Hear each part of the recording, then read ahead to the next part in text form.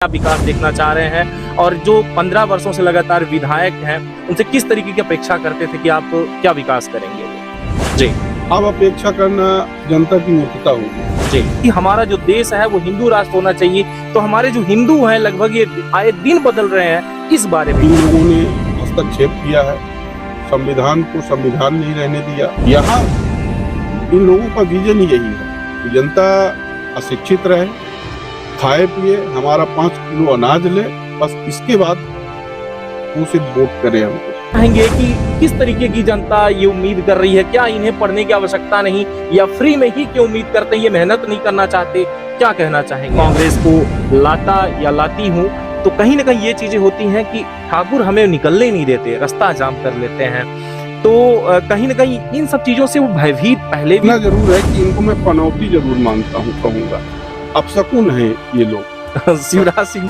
को हाँ, जी अपशकुन है। और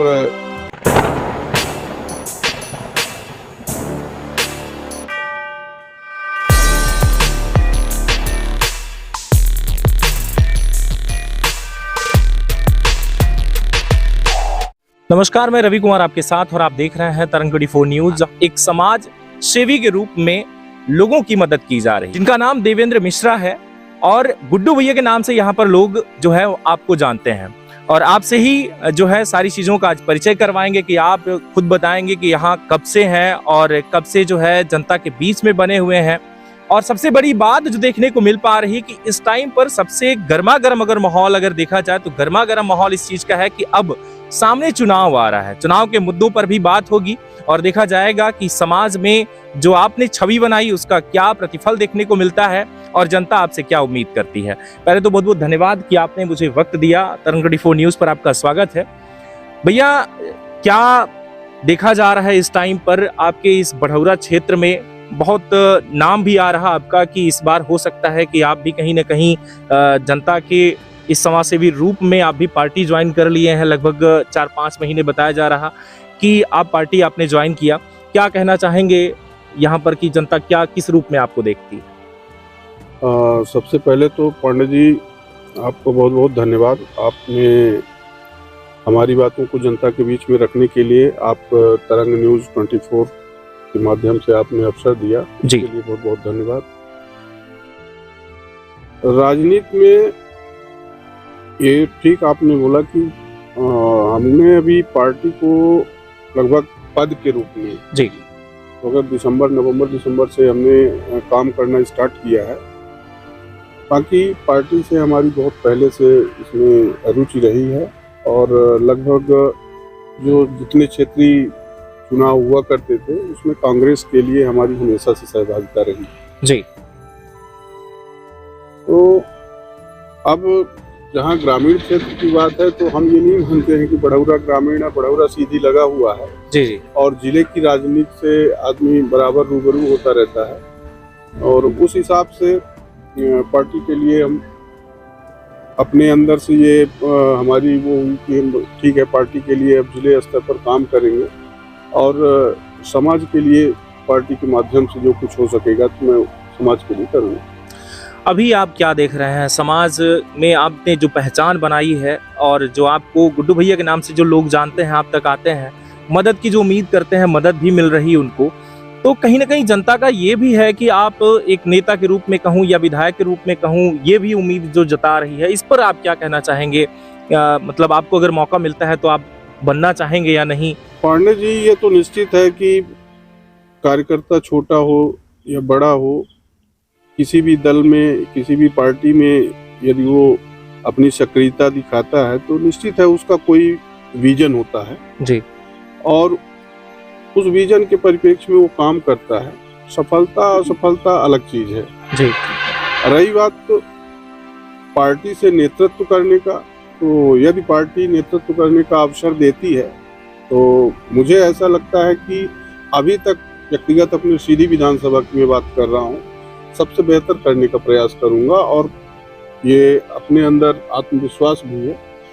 समाज के लिए तो समाज के लिए देखिए अभी ये हमारे लिए प्लेटफॉर्म नया है जी। बाकी शिक्षा जगत से मैं रहा हूँ और विधानसभा की बात नहीं करता हूँ, अपने समूचे सीधी जिले की बात और अन्य जिलों में भी जो पड़ोसी जिले हैं, तो शिक्षा के माध्यम से हमने लोगों को जितना हमसे हो सका है तो हमने मदद किया है। और शैक्षणिक संस्थान भी अपने चल रहे हैं, स्कूल के माध्यम से, कॉलेज के माध्यम से, उच्च शिक्षा के माध्यम से। सीधी जिले में जितना हमसे हुआ है तो हमने किया है। अब यदि समाज में हमको हमारा जो परिदृश्य यदि राजनीति के माध्यम से है तो मैं निश्चित ये अपने उसमें काम करने की कोशिश करूंगा कि पार्टी हमको ऐसा अवसर देती है तो बिल्कुल बेहतर करूंगा। अभी हाल ही में लगभग कई सालों से लगातार देख रहे हैं, आज देखा जा रहा है कि सीधी जिले में सिर्फ भाजपा ही भाजपा बार बार, या विधानसभा से लेकर के लोकसभा तक। लेकिन अब जो है जनता भी बदलाव के दृष्टिकोण से अगर देखा जाए तो पिछली बार कांग्रेस आई और 15 महीने तक टिकी, फिर कांग्रेस ने खुद धोखा दे दिया। कहें कि कहीं ना कहीं कांग्रेस के ऐसे ऐसे नेता बिके जो बिककर चले गए भाजपा में, और फिर जो है सरकार गिर गई और सरकार जो है भाजपा की आ गई। इस पर क्या कहना चाहेंगे आप कि जिस तरीके से कांग्रेस के कुछ नेता जो है धोखा दिए और जनता ने उम्मीद करके दिया था कि कुछ बदलाव आएगा, इस पर क्या कहना चाहेंगे आप? नहीं, जनता ने बिल्कुल अपना सही अभिमत दिया था और जनता ने सरकार भी बनाया, और उसमें हमारा कहना यही है कि कांग्रेस की उसमें गलती नहीं है, पार्टी की गलती नहीं है, क्योंकि निष्पक्ष रूप से पार्टी ने जितने अपने एजेंडे और वादे किए थे तो उसको क्रियान्वयन करने के लिए सरकार अपना काम सही ढंग से कर रही थी।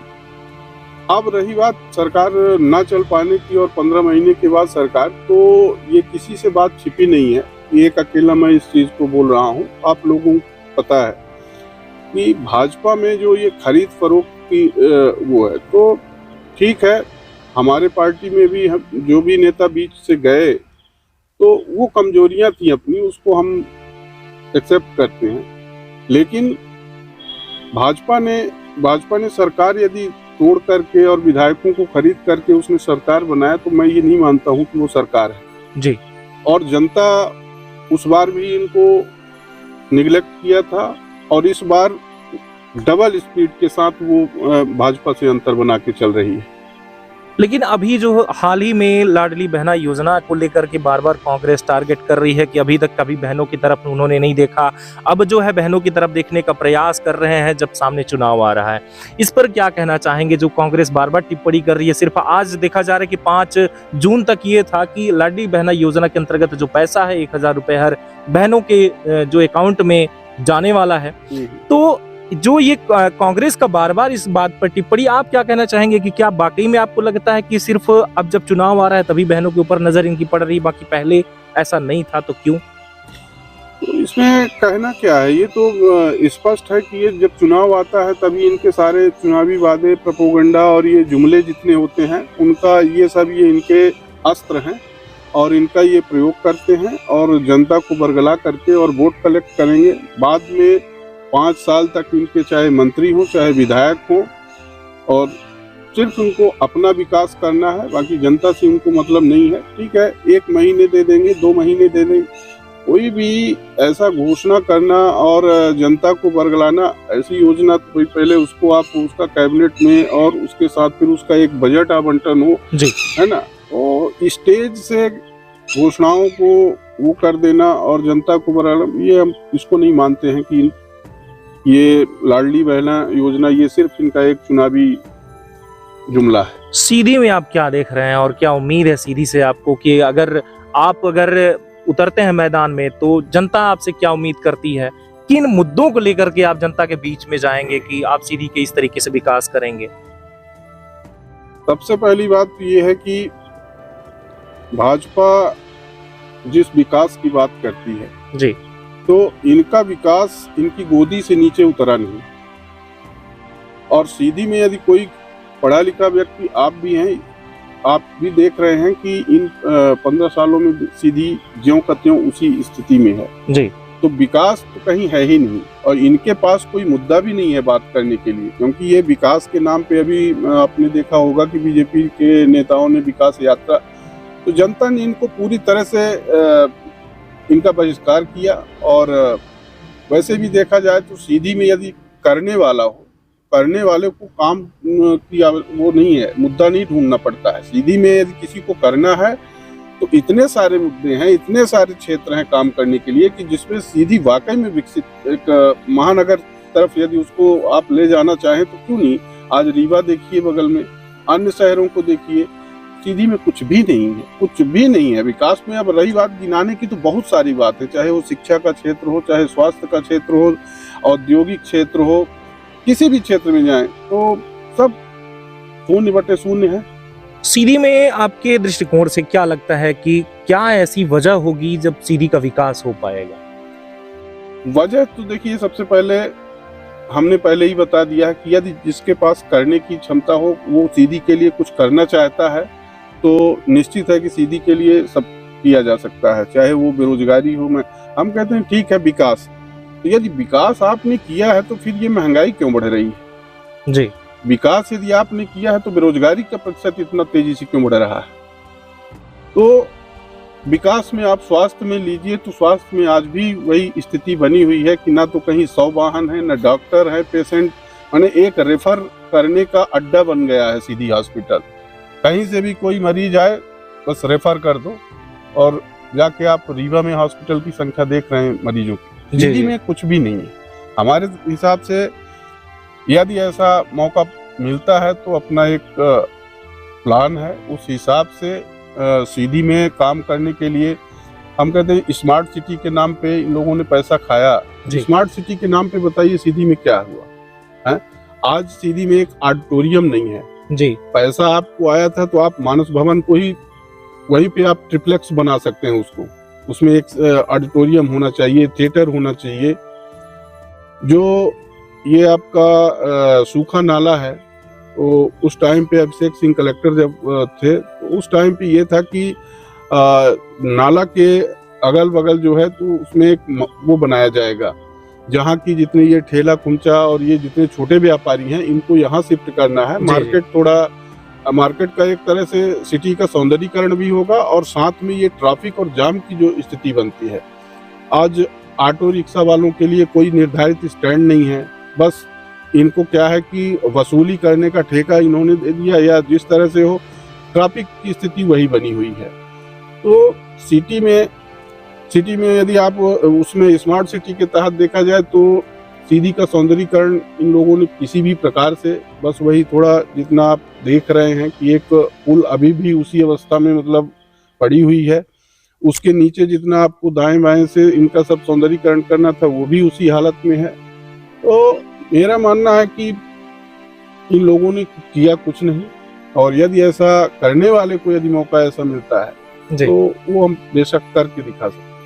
कांग्रेस की बात करूं, आपने कांग्रेस में कदम रखा और आपने ये भी बताया कि हम कांग्रेस में बहुत पहले से काम कर रहे थे लेकिन अभी तो हमने ज्वाइन ना किया है, तो कांग्रेस ही क्यों? नहीं, देखिए कांग्रेस के सिद्धांतों से और कांग्रेस की जो रणनीति रही है और राजनीति रही है जी, वो निष्पक्ष और स्वच्छ रही है। भाजपा में आज करप्शन के अलावा और जितना आप जनता से झूठ बोल सकें, जनता को छल सके, उतना ही आप बढ़ेंगे। तो निश्चित है कि मैं एक शिक्षित नागरिक हूँ और इस चीज में फैसला करना हमको आता है। हाँ, रही बात कांग्रेस ही क्यों, तो कांग्रेस में देखिए भाजपा कहती थी कांग्रेस मुक्त, आज आप देख लीजिए और सारे राज्यों में सरकार की गिनती कर लीजिए, अब जनता जागरूक हो रही है, अब वो भाजपा मुक्त की तरफ अब जा रही है। आज चाहे अभी हिमाचल हो, कर्नाटक हो, उससे पहले देख लीजिए बहुत सारे स्टेट हैं कि जहां भाजपा की सरकार नहीं है जी। तो 18-20 राज्यों की ऐसी संख्या है कि जहां भाजपा नहीं है। तो ये मान के चलिए कि अब समय इनका पूरा हो गया है और अब जनता परिवर्तन चाहती है। बार बार वही चीजों से वो अब थक चुकी है कि अब भैया हमको आप नहीं छल सकते हैं, मुझे धोखा, आप अपने जुमले अपने पास रखिए और हमको जो है तो धरातल पे, जमीन पे जो पार्टी काम करेगी, विकास करेगी, हम उसको वोट करेंगे। जनता कहीं ना कहीं अब ये देख रही है कि जब से प्रधानमंत्री नरेंद्र मोदी हमारे देश के प्रधानमंत्री बने, कुछ वक्त तक तो लगभग सब ठीक था, लेकिन इसके बाद फिर एक कोरोना का टाइम आया जिस दौरान जनता धड़ाधड़ मरती चली गई, लाशों को जलाने के लिए लकड़ियां मौजूद नहीं थी। कहीं ना कहीं एक ऐसा वक्त बीता है कि हर एक घर में एक डर का साया था कि हमारे घर में कहीं कोरोना न घुस आए। तो उससे लेकर के वहां से शुरुआत हुई। तो अभी हाल ही में आपने देखा कि लगभग 300 से 400 के बीच का एक आंकड़ा सामने आया जो ट्रेन हादसा हुआ। लगातार मौतों का एक सिलसिला जारी रहा। इस बारे में क्या कहना चाहेंगे कि ये बार बार ऐसा क्यों हो रहा है? अब इसको तो हम सिर्फ यही कह सकते हैं कि इसकी जिम्मेवार इनकी विकास नीति है। देखिए, लाल बहादुर शास्त्री जी के कार्यकाल में वो रेल मंत्री थे, उस टाइम पे भी हादसा हुआ था और लगभग 144 के करीब कैजुअल्टी हुई थी।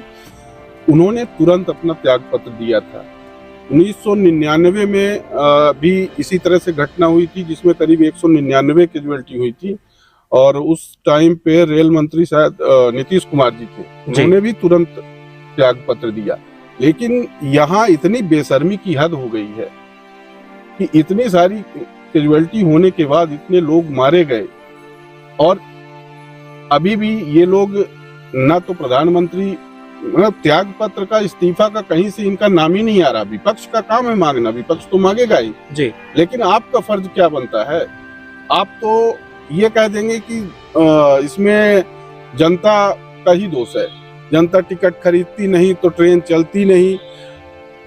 तो कुल मिला के अपनी कमियों को ये भाई वो आपके वैष्णव जी रेल मंत्री हैं जी। तो अभी कुछ महीनों पहले इन्होंने एक डिवाइस का बताया था कि ऐसी डिवाइस की हमने व्यवस्था कर दिया है कि ट्रेन में कोई भी दुर्घटना होगी तो पहले से उसको सूचना हो जाएगी। दोनों ट्रेनें यदि आमने सामने आती हैं तो ऑटोमेटिक इनमें ब्रेक सिस्टम है, ऑटोमेटिक ब्रेक लग जाएगा।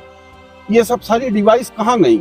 हम कहते हैं एक ट्रेन में नहीं थी, क्या 3 ट्रेन एक साथ हो रही तो किसी में भी नहीं था।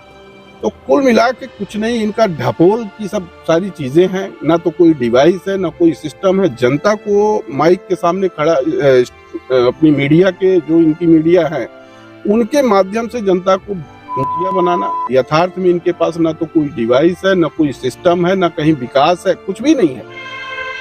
जो कुछ भी है उसी में ये लीपा पोती वो करके सारी चीजें कांग्रेस के टाइम की हैं, कांग्रेस की बनाई हुई हैं और उसी पे ये अपना रंग रोदन करके और अपना नाम लेते हैं, बाकी नया कुछ भी नहीं। सीधी के विधायक लगभग 3-4 वर्षों से, पंचवर्षीय से लगातार जो है विधायक हैं। आपको क्या लगता है अब तक क्या विकास उन्होंने किया और किस विकास की आप उम्मीद करते हैं कि क्या विकास हो सकता है? सीधी में आपने स्मार्ट सिटी की जो बात की, अटल ऑडिटोरियम है, एक आपने कहा कि ऑडिटोरियम नहीं है, एक ऑडिटोरियम भी है और रास्ता भी बनाया गया जहां आपने कहा कि ठेलों के लिए एक जगह मिलेगी। हालांकि ये सारी चीजें अभी तक फाइनल नहीं हो पाई हैं, लेकिन कार्य तो इसका जारी है। तो क्या कहना चाहेंगे, किस रूप में आप विकास देखना चाह रहे हैं और जो 15 वर्षों से लगातार विधायक हैं उनसे किस तरीके की अपेक्षा करते थे कि आप क्या विकास करेंगे? वो नहीं, अपेक्षा की तो अब बात खत्म हो गई, क्योंकि जब वो कार्य करने की क्षमता थी, एक उम्र थी उनकी, तब तो उन्होंने किया नहीं जी। अब अपेक्षा करना जनता की मूर्खता होगी जी। तो हमारे हिसाब से उनसे अपेक्षा नहीं है और अपेक्षा नहीं की जा सकती है किसी नए व्यक्ति को, नए चेहरे को। और मेरी प्राथमिकता युवाओं के लिए है। यदि उनको काम मौका दिया जाता है, चाहे कोई भी हो, किसी वर्ग का हो जी, तो निश्चित है कि सीधी के लिए वो कुछ करेगा। भाजपा के कार्यकाल में अगर जातिवाद देखा जाए तो सबसे बड़ी चीज देखी जा रही जातिवाद, धर्मवाद। कहीं ना कहीं जहां एक तरफ मिटाने को लगे हुए हैं कि जातिवाद ना रहे, धर्मांतरण ना हो, लेकिन लगातार धर्मांतरण देखा जा रहा था। अगर शायद आपने कहीं सोशल मीडिया पे देखा होगा कि नगझर एक ऐसा गांव है जहां से लगभग साकेतों की अगर बात की जाए तो लगभग 300 साकेत उन्होंने अपना धर्म ही चेंज कर दिया, हिंदू से ईसाई बन गए। और यही अगर बात की जाए कि जातिवाद को लेकर के, तो एक ऐसी जातिवाद देखी जाती है कि हर एक महासभा ही बना दी गई अलग अलग समाज की, अलग अलग जाति की। इस पर क्या कहना चाहेंगे? क्या ये जातिवाद की राजनीति हो रही है या ये कह रहे हैं कि हमारा जो देश है वो हिंदू राष्ट्र होना चाहिए? तो हमारे जो हिंदू हैं लगभग ये आए दिन बदल रहे हैं, इस बारे में क्या कहेंगे आप? नहीं, इसके लिए तो देखिए कहीं ना कहीं लोकतांत्रिक प्रणाली में इन लोगों ने हस्तक्षेप किया है संविधान को संविधान नहीं रहने दिया। और उस हिसाब से देखा जाए तो इनका सिर्फ एक उद्देश्य है, अपनी कुर्सी हासिल करना, और उसके लिए वोट बैंक बनाने के लिए इनके पास यही मुद्दे हैं।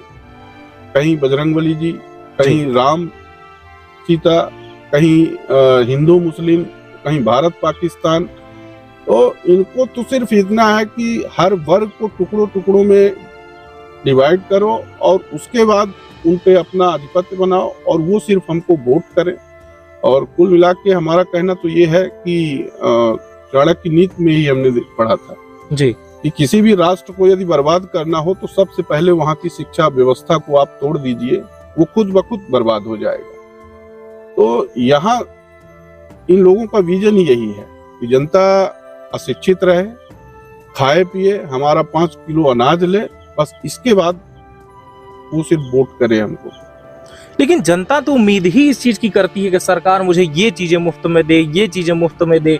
तो वो जो जनता सिर्फ मुफ्त, जैसे अभी मैं बात करूं कि आपने देखा दिल्ली में जिस तरीके से 100 यूनिट बिजली जो है मुफ्त में मिल रही, हमारे यहाँ मध्य प्रदेश में 10 किलो राशन मुफ्त में दिया जा रहा, 5 मुख्यमंत्री के तहत, 5 जो है प्रधानमंत्री के तहत 10 किलो राशन एक व्यक्ति को अगर फ्री में मिल रहा। तो हमारे जो देश की जो जनता है ये तो उम्मीद ही करती है इस चीज पर, तो चुनाव ही होता है कि हमें ये चीजें फ्री मिलेंगी तो हम इसे वोट देंगे। तो जनता जो ये उम्मीद करती है, क्या कहना चाहेंगे कि किस तरीके की जनता ये उम्मीद कर रही है? क्या इन्हें पढ़ने की आवश्यकता नहीं, या फ्री में ही क्यों उम्मीद करते हैं, ये मेहनत नहीं करना चाहते? क्या कहना चाहेंगे आप?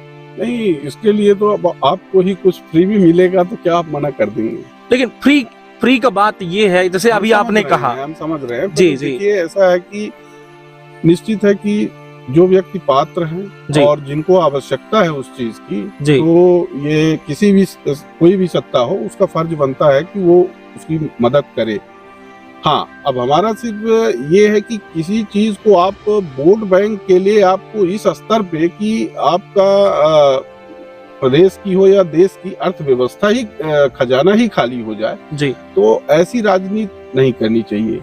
जनता को आप उतनी ही मदद कर सकते हैं जितना आपके पास बजट है, और पात्र को दीजिए जो पात्र है। ऐसा नहीं है कि यदि आप किसी को 10 किलो राशन दे रहे हैं और वो स्कॉर्पियो से राशन लेने जा रहा है जी, तो इन चीजों पे अंकुश होना चाहिए। और हमारे हिसाब से स्वास्थ्य और शिक्षा, इसमें यदि आप फ्री देते हैं तो उसके लिए मैं, कोई भी सरकार हो उसका मैं समर्थन करूंगा।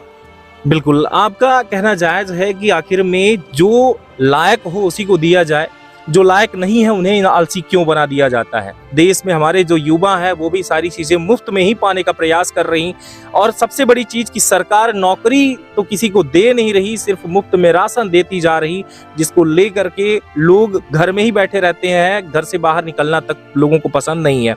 अब आएंगे हम कुछ मुद्दों पर, हमने प्रदेश की बात की, जिले की बात की, अब भैया के बारे में कुछ खास बात करेंगे। भैया, आप किस घर से बिलोंग करते हैं और कहाँ से बिलोंग करते हैं, सारी चीजें अब परिचय मैं अब लास्ट में देना चाहूंगा, क्योंकि मुद्दों की बात तो हो गई। अब आप किस घर से बिलोंग करते हैं? एक मिडिल फैमिली से बिलोंग करते हैं, हाई फाई फैमिली से बिलोंग करते हैं, कैसे फैमिली से आप बिलोंग करते हैं? आप देखिए, ऐसा है कि हम लोग बढ़ौरा से ही हैं जी, और पिताजी, हम ब्राह्मण परिवार से हैं, और पिताजी हमारे बहुत साधारण किसान रहे हैं जी, और शिक्षा दीक्षा हमारी यही हुई, और कोई ऐसा अपने पास बैकग्राउंड नहीं है कि जिसको हम विशेष रूप से आपको अपनी पहचान बता सकूं। जी जी, तो पहचान हमारी इतनी है कि बहुत ही एक सिंपल परिवार से, और पिताजी किसान थे, और दूध वगैरह भैंस का ये सब वो करके थोड़ा बहुत पढ़ाया लिखाया। उसके बाद जब अपने अंदर ऐसा समझ में आया हायर सेकेंडरी के बाद कि पिताजी हमारे किसान हैं तो हमको इनकी मदद करनी चाहिए। हमारे 2 छोटे भाई भी हैं, तो पिताजी ने हमको यहाँ तक पढ़ा दिया, अब इनका हाथ बटाना चाहिए। तो उस हिसाब से हमारी रुचि शिक्षा विभाग में थी, तो हमने स्कूलों में पढ़ाना और ट्यूशन करना, ये सब सारी चीज़ें, कोचिंग चालू किया जी जी। फिर एक अपने अंदर ये था कि किसी न किसी तरह से हम उस काबिल बने कि अपने परिवार को, ठीक है हमारी शिक्षा अब यहाँ से विराम होती है तो हमारे 2 छोटे भाई हैं तो वो पढ़ सकें। जी और पिताजी की भी मदद हो सके। तो उस हिसाब से कहीं भी कोई भर्ती, फौज की भर्ती, पर्सनालिटी और सब सारी ठीक थी, तो हमने सोचा कि एक कहीं ना कहीं अपने लिए रोजगार ढूंढे। तो सन 2002 या 3 में हमारा आर्मी में सिलेक्शन भी हुआ था और ट्रेनिंग सेंटर के लिए हमको ज्वाइन लेटर भी मिल गया था और इत्तेफाक था कि 10 दिन का टाइम मिला था और मैं घर आया। जी तो यहीं आपके कुबरी मोड़ में ही मेरा एक्सीडेंट हो गया और पैर बुरी तरह से फ्रैक्चर हो गया, तो वो भी हमारा सपना टूट गया। काफी खुशी थी कि चलिए अपने परिवार के लिए मुझे एक अच्छा वो मिला, मैं कुछ करूंगा। फिर करीब 1 साल तक हमने पेशेंट के उसमें वो किया, टाइम बिताया, ठीक हुए। फिर से हमने वही स्टार्ट किया कि नहीं करना तो है ही जी। तो फिर से हमने वही शिक्षा को अपना वो प्लेटफॉर्म बनाया और फिर इसके बाद स्कूल का संचालन किया। फिर ऐसा लगा कि नहीं, मुझे महाविद्यालय भी गांव में खोलना चाहिए, तो हमने महाविद्यालय का भी संचालन किया। और एक नई बात आपको बता दूं कि हो सकता है कि इसी सेशन में हम LLB का भी एडमिशन लें। जी लॉ कॉलेज की भी हमने नींव रखी है। तो हाँ, राजनीति के क्षेत्र में भी अपना उसी टाइम से भी इंटरेस्ट था, तो छोटे मोटे चुनावों में अपनी सहभागिता रही है और पंचायत हो, जनपद हो, जिला पंचायत हो, इन सभी में सक्रियता रहती है। पिताजी को भी हमने एक बार चुनाव लड़ाया। हमारे अंदर ये ख्वाहिश थी कि पिताजी को, ठीक है, उनको कोई नहीं पहचानता है, साधारण किसान है, मजदूर है, तो समाज भी उनको सम्मान दे। जी उनको हमने चुनाव लड़ाया था और चुनाव थोड़ा बड़ा हो गया था। फिर ये सिमरिया से आपका कोल्हू भी था, ये जल संसाधन का होता था, अब तो महान परियोजना में। तो एक तरह से यही आप मान सकते हैं कि अपने पीछे ऐसा कोई बैकग्राउंड या ऐसा कोई काफी स्ट्रगल था आपकी लाइफ में। हाँ, स्ट्रगल तो हो गया, अभी भी चल ही रहा है। जी जी। भैया, जब आप कांग्रेस को लेकर के आए तो आपने ये भी देखा होगा कि यहाँ जातिवाद सबसे ज्यादा है। अगर सीधी की बात करूं तो क्षत्रिय समाज को लोग कहीं ना कहीं ये देखते हैं कि जब मैं उनसे बात करता हूँ, एक आम जनता से जब बात होती है, जनता से जब ये पूछा जाए कि आप कांग्रेस को लेकर के क्या कहना चाहते हैं, इस बार कांग्रेस को आप लाना चाहते हैं या नहीं, बदलाव कुछ चाहिए आपको कि नहीं, तो उनका एक ही शब्द रहता है बार बार कि आम जनता का सिर्फ एक ही कहना है कि मैं अगर कांग्रेस को लाता या लाती हूँ तो कहीं ना कहीं ये चीजें होती हैं कि ठाकुर हमें निकलने नहीं देते, रास्ता जाम कर लेते हैं। तो कहीं ना कहीं इन सब चीजों से वो भयभीत पहले भी थी और आज भी इस बात से भयभीत है, जिनका सीधे तौर पर ये कहना होता है कि हम कांग्रेस को अगर हम सिर्फ नहीं देखना चाहते तो वजह यही। तो इस पर क्या कहना चाहेंगे? नहीं, देखिए है क्या कि ये एक प्री प्लान करके और ये एक वो बनाया माहौल तैयार किया जाता है जी। और वास्तविकता ये है कि अपने बघेली मौका कहा थे लत्ता के जूजू जी। हम सीधी माँ बराबर सीधी बड़ौरा आदमी के सुबह शाम रहत है जी। हमका ऐसा नहीं लागे कौनो ठाकुर कोहू का खाए ली जी। और वह एक जमाना रहा हो कि कबो पुरखा घी खाइन तो कहीं ना आ जाओ हाथ माँ का तो वह अब समय नहीं रह गया है। आज के टाइम पर कोहू का एक थे उंगली नहीं दिखा सकता है, उंगली दिखावत है तुरंत कार्यवाही हो जाती जी। तो यह एक राजनीतिक माहौल तैयार की जाता है कि वह चौहान आए, वो परिहार आए, वो ब्राह्मण आए या तिवारी आए या पड़रहा आए, ये सब वोट की तिरिया नेता लोग एक तैयार करत है। बाकी वास्तविकता में कहा जाए तो मार्केट में चौहान, बनिया, सिंधी सब साथ बैठे थे जी। या डर उनके अंदर जानबूझ के पैदा की जात है कि वहीं तक खा ले तो उनका गली न चले दे, भला आपको कुछ बोल दे पुलिस चर्चा उधेर ले, चाहे वो लाल साहब हो, चाहे पंडित जी हो, चाहे सिंधी हो, चाहे बुट्टा हो, को हो। तो हमार कहा कि मतलब यह कि हमारे अपना के बीच में चाहे वो कौनो समाज हो, कोहू से नहीं, सबके सौहार्द प्रेम है, सबसे भाईचारा है, सब व्यवसाय करत है जी। एक दूसरे की मदद करत है, आवश्यकता पड़त है। पर यह जो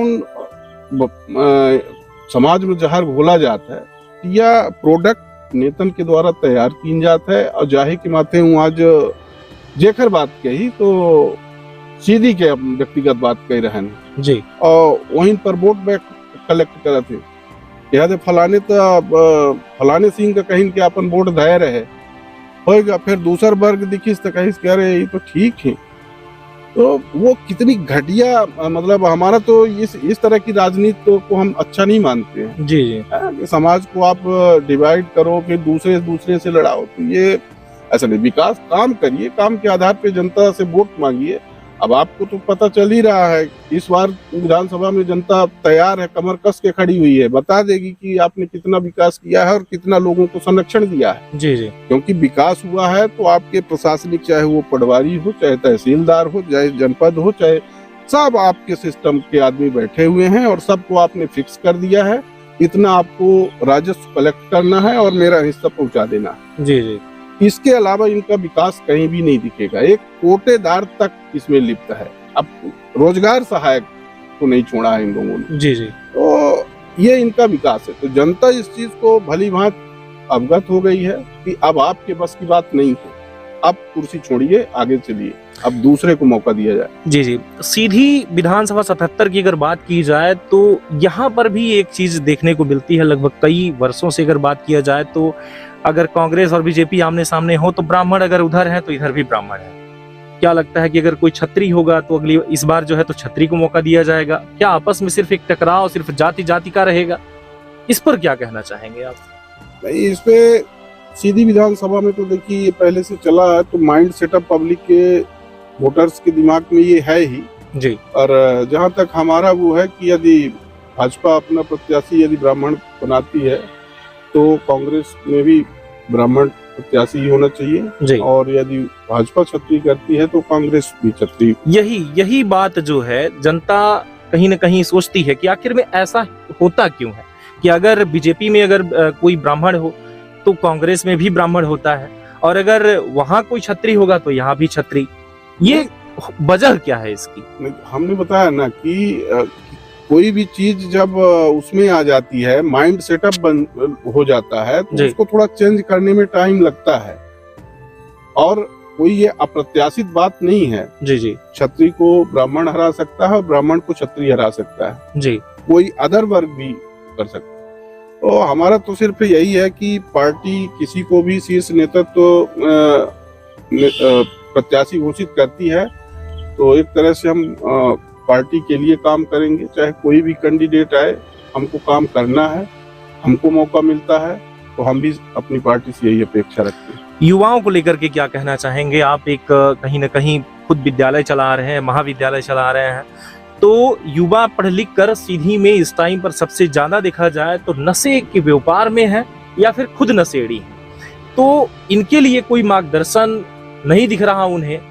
तो आप जब खुद चलकर सामने आ रहे हैं, एक शिक्षक भी हैं आप और आपके द्वारा कई बच्चों को शिक्षा भी दी जा रही है, तो ये आखिर में इन्हें क्या ऐसी वजह मिले? शिक्षा तो मिल गई, शिक्षा की आप बात कर रहे हैं कि भाई यहाँ पर शिक्षा नहीं मिल रही, अगर शिक्षित अगर हैं भी तब भी उन्हें कुछ नहीं मिल रहा, इस पर क्या कहेंगे आप?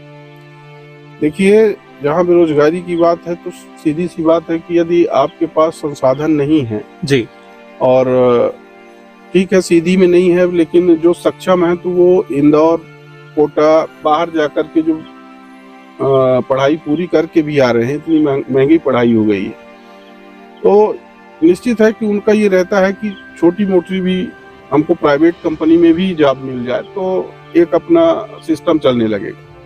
लेकिन यहाँ कोई ऐसा फील्ड ही नहीं है कि जहाँ कैंडिडेट जाकर के अप्लाई करे या कि वहाँ अपना काम स्टार्ट कर सके। तो हमारा कहने के जब तक औद्योगिक संसाधन, औद्योगिक विकास नहीं होगा, चाहे वो इंडस्ट्री क्षेत्र से हो, फैक्ट्रियां हो या अन्य कोई भी आप औद्योगिक, हमारे सीधी में देखिए करना नहीं चाहता कोई जी। आज ये मान के चलिए कि हर एक फैमिली, चाहे वो मध्यम वर्ग से हो या हाई सोसाइटी से हो, उसका साल में एक बजट फिक्स रहता है कि हम बच्चों को लेकर के कहीं घूमने जाएंगे, शिमला जाएंगे, मसूरी जाएंगे और कहीं जाएंगे। तो आज शाम को भी यदि घर से आप सिटी में निकलते हैं तो आपको सीधी में कहीं बैठने के लिए कोई एक अच्छा वो नहीं बना हुआ है कि चलो यहाँ बच्चों को ले जाएं तो मनोरंजन करा दें जी। और निश्चित है कि आप बच्चों को, हम कहते हैं कि जैसे आपका तालाब हो गया सीधी में गोपालदास जी, तो उसका ही सौंदर्यीकरण किया जाए, उसी में आप बोट की व्यवस्था कर दीजिए, वहाँ पे ठेला कुंचा वालों के लिए व्यवस्था कर दे, एक छोटा मार्केट टाइप का बन जाए, उसका सौंदर्यीकरण हो जाए, फव्वारे वगैरह, पब्लिक ऑटोमेटिक जाने लगेगी, छोटे छोटे व्यापारियों का रोजगार चलने लगेगा। सोन नदी हमारा इतना सबसे बड़ा वो है, सोन नदी का यदि उसमें यदि देखा जाए एक रोजगार के लिए और विकास किया जाए तो हमको ऐसा नहीं लगता है कि सबसे बेस्ट होगा। और उसके लिए हमने एक अपने दिमाग में प्लान भी तैयार किया है, पर वो वक्त आए तो आजमाया जाएगा जी। लेकिन यहाँ आपने कहा अभी गोपाल दास बांध की कि वहां पर जो तालाब बना हुआ है वहां पर कुछ व्यवस्थाएं हैं, तो शायद आपको जानकारी हुई हो या ना हुई हो, तो मैं आपको बता देता हूं कि अभी नौका विहार बनाया गया। हाँ। शायद आपको पता होगा, यहाँ पर केदारनाथ शुक्ल जी के द्वारा जो है उसका फीता भी काटा गया। लेकिन फीता तो कटा, फिर इसके बाद वहां का जो प्रसाद था वो सब में बट गया शायद, क्योंकि ना तो नौका है ना विहार है, तो कुछ वहां पर देखने को नहीं मिल पा रहा। तो ये सब गया कहाँ, ये विपक्ष ने भी सवाल अब तक उठाया नहीं, इस पर क्या कहना चाहेंगे आप? नहीं देखिए, अब तो खैर चुनावी वो चल रहा है, समय बहुत कम बचा है जी। और विपक्ष जब अपनी भूमिका पे आएगा तो सवाल ही नहीं उठाएगा, उसका निराकरण भी करेगा। हाँ, रही बात ये कि उद्घाटन किया गया, तो देखिए बजट के अनुरूप तो आज प्रधानमंत्री आवास का इनका जितना बजट रहता है, जितने में कहते हैं कि एक 2 लाख में, 2.25 लाख में आप पक्का मकान बना लीजिए जी। तो जनता को तो इन्होंने बता दिया कि हमने आवास दिया है, लेकिन एक टीना चद्दर का ये जो रेस्ट वो बनाते हैं तो जी। उसमें ये 3.5 लाख प्रतीक्षालय जो होता है जी जी। तो टीना चद्दर में आपको 3.5 लाख 4 लाख रुपए चाहिए जी जी। और 1,80,000 में गरीब को आप बता रहे हैं कि आप पक्का मकान बनाओ। तो ये सारी चीजें तो स्पष्ट है कि पैसा कहाँ जाता है और किस हिसाब से फीते काटे जाते हैं, और फीता और पत्थर गाड़ना यही तो सीधी विधानसभा का विकास रहा है। सीधी विधानसभा में जितनी बार देखा जाता है कि सीधी जिले में जब शिवराज सिंह इस टाइप पर जब यहाँ आते हैं तो कुछ न कुछ हादसा भी देखने को मिलता है। कभी बस जल रही है तो कभी पता चले कि कोई मर जाता है, कई सड़क हादसे होते हैं, बस पलट रही है। और इसी बात पर टिप्पणी जान सिंह जी के द्वारा भी किया गया कि ऐसा भी हो सकता है कि ये जो धरा है बिंद की, यहाँ पर अगर कोई भी झूठा वक्तव्य अगर बोल के चला जाता है तो अगली बार जब आएंगे तो उनका जो कहूं कि हेलीकॉप्टर है वो लगभग 2 फीट ऊपर से ही जल कर राख हो जाएगा। तो ये कहना कहाँ तक सही लगता है आपको कि इस तरीके की टिप्पणी की जा रही? नहीं, मैं इनको तो अतिशयोक्ति मानता हूँ कि ऐसा हो वो अलग चीज है, ये प्राकृतिक वो है तो उसकी घोषणा हम नहीं कर सकते हैं। हाँ, इतना जरूर है कि इनको मैं पनौती जरूर मानता हूँ, कहूँगा अपशकुन है ये लोग। शिवराज सिंह हाँ जी, अपशकुन है। और जब किसी चीज का देखिए टाइम आ जाता है अंत, तो ईश्वर कुछ न कुछ उनको पहले नहीं कहते हैं कि वो आगम मिलने लगता है जी जी। तो संसद भवन का भी उद्घाटन हुआ और देखिए इतनी बड़ी दुर्घटना हो गई। ये देश के लिए पनौती है। ये कहा जा रहा है कि जब ये संसद भवन का उद्घाटन हुआ, वो एक जो वो चल रहा था, शगुन जो निकालना चाहिए था वो सही नहीं था, कई सारी टिप्पणी की गई उस पर। तो आपका भी कहना यही है कि ये जो संसद भवन का उद्घाटन हुआ उसी की वजह से ये हादसा? नहीं, ऐसा हम ये नहीं कहते हैं। हमारा तो देखिए अब ये ज्योतिष का हमको नहीं है इतना जी जी। हाँ, इतना जरूर कहेंगे कि बस यही प्रकृति को आदमी यदि मानता है तो ये सनातन से बात चली आ रही है कि जब कोई अपशकुन होने वाला होता है तो उसके कुछ आगम मिलने लगते हैं। तो अभी लोगों का टाइम पूरा हो गया है। इन्होंने देश के साथ बहुत बड़ा खिलवाड़ किया है और देश को आज उस मोड़ पे लाके इन्होंने छोड़ा है कि सिर्फ कर्ज के अलावा देश में कुछ बचा ही नहीं। जो भी है कुछ चंद लोगों के लिए सारी चीजें सीमित कर दी गई हैं और उनको सिर्फ यहाँ एक उद्देश्य है, सत्ता में बैठे रहो। आखिरी बात आप सबके सामने कि आपके द्वारा बहुत सारी बातें की गई जो आप अभी तक आपने खुद देखा, युवाओं की चर्चा, शिक्षा की चर्चा, या फ्री किस चीज को मिलना चाहिए, लाइट, बिजली या राशन में से किससे मिलना चाहिए, ये भी सारी बातें हुई। विकास को लेकर के कि आपको कहाँ कहाँ विकास की आवश्यकता है, कई ऐसे खुद आपके द्वारा बताया जा रहा है कि हमारे भी माइंड में ये बातें हैं जिन्हें हम जब मौका आएगा तो हम खुद करके दिखाएंगे। यहाँ तक कि प्रदेश की पूरी बातें हुई, और उन सारी चीजों में निकलकर सामने यही आ रहा। भैया जो है, खुद मैंने बताया कि मूल निवासी जो है बड़ौरा के हैं, और आपके द्वारा बताया गया कि लगभग 2-3 ऐसे पंचवर्षीय जो यहाँ के जो सरपंच रहे, तो उन पर भी जिधर आपका इशारा रहा कि ये सामने वाला व्यक्ति शिक्षित है, इसे हम अगर वोट देते हैं तो ये हमारे लिए कुछ कर पाएगा, ऐसी बातें जो है तो करने की वजह से ही अब तक ये भी बताया जा रहा है कि यहाँ पर वही सरपंच हुआ है जिधर आपका इशारा था। लेकिन अब जो है आखिरी बात ये है कि क्या आपको लगता है कि इस बार प्रदेश में, या बात करूं कि हमारे जिले में, सरकार बदलेगी? 101% मध्य प्रदेश में भी कांग्रेस की सरकार बनेगी और सीधी में भी कांग्रेस आएगी। दूसरी बात ये कि क्या आपको ये भी लगता है कि मौका इस बार आपको मिलेगा, या भी, क्योंकि यहाँ पर तो भी बहुत सारे ऐसे लोग हैं जो कई सालों से सेवा कर रहे हैं कांग्रेस की, तो जी नहीं, अब इसमें देखिए, ये तो पार्टी के शीर्ष नेतृत्व का काम है कि किसको वो अपने सर्वे में या अपने मापदंड में उचित पाते हैं, क्या समीकरण बनता है, उस हिसाब से उसको पार्टी टिकट देगी। हमारा जो है, यदि हमको ऐसा अवसर मिलता है तो निश्चित है कि मैं उसके लिए तैयार हूं और उस हिसाब से मैं काम करूं। जी, लगातार आपने देखा कि किस तरीके से आपका जो ये एक नया चेहरा जो सामने आपको मिलेगा, एक युवा चेहरा, जो युवा चेहरा की मैं इसलिए बात कर रहा हूं क्योंकि लगातार युवाओं के साथ आप खुद बैठे हुए हैं और प्रयास ये कर रहे हैं कि युवाओं के लिए एक ऐसा कहीं ना कहीं रोजगार होना चाहिए या विकास सीधी जिले में होना चाहिए कि जो कहीं ना कहीं ये सबसे बड़ी चीजें देखने को मिलती हैं कि अगर सही तरीके से किसी को शिक्षा ना मिले तो उसके जो रास्ते होते हैं वो अन्य गलत रास्ते पर वो रहते हैं, जिसकी वजह से अपराध जगत में बढ़ावा भी मिलता है। तो अब ये सारी चीजें चलकर सामने, और सबसे बड़ी बात जो देखी जा रही वो यही है कि एक ब्राह्मण का चेहरा अगर सामने है तो इधर भी कांग्रेस को भी एक ब्राह्मण का चेहरा चाहिए, और उसी ब्राह्मण चेहरा का तलाश कांग्रेस को जारी है। अब यही देखना होगा कि चेहरा आपका होता है या अन्य किसी व्यक्ति का होता है। सबसे बड़ी चीजें जो ये देखने को मिल पा रही कि लगातार आपका भी प्रयास जारी है समाज सेवी की तरफ, जैसे कि आपका झुकाव है कि भाई मैं एक समाज सेवी हूँ और आम जनता का जो है कहीं ना कहीं हमें मदद करने की आवश्यकता है, तो मदद करने का जो भी रूप हो आप बेशक उनके साथ खड़े हैं। अब जनता क्या करती है, और वाकई में जब आपको मौका मिलता है तो जनता आपकी तरफ झुकती है, ये तो सारी चीजें देखने वाली बात होगी। बहुत जल्द फिर आपसे मिलेंगे और एक खास इंटरव्यू फिर होगा। ये पहली मुलाकात थी, कुछ चीजों पर जो है बात जो चर्चा हुई, कहीं ना कहीं आपको ये स्पष्ट देखने को मिल पा रहा कि आपका कहना क्या है, कि हमारे लिए सबसे ज्यादा आवश्यकता है देश का विकास, सीधी का विकास, और सबसे ज्यादा अगर जरूरत है तो बार बार आपने एक ही चीज पर टिप्पणी कहूं या फोकस कहूं कि आपने किया है, वो है शिक्षा।